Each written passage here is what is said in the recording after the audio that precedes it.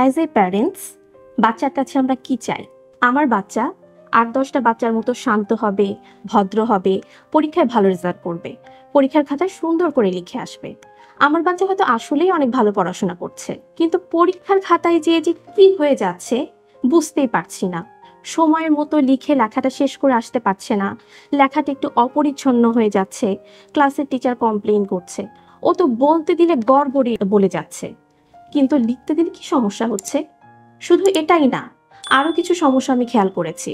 আমার বাচ্চা ঠিকমতো ভাত মাখাতে পারছে না, ভাতের নলাটাকে এইভাবে নিয়ে মুখে দিচ্ছে।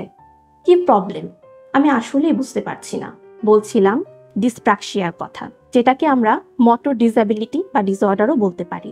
যদি আপনার বাচ্চা যে কোনো ধরনের মোটর ডিসঅর্ডারের শিকার হয়ে থাকে, তাহলে এ ধরনের সমস্যা আপনি আপনার বাচ্চার সাথেও ফেস করতে পারেন।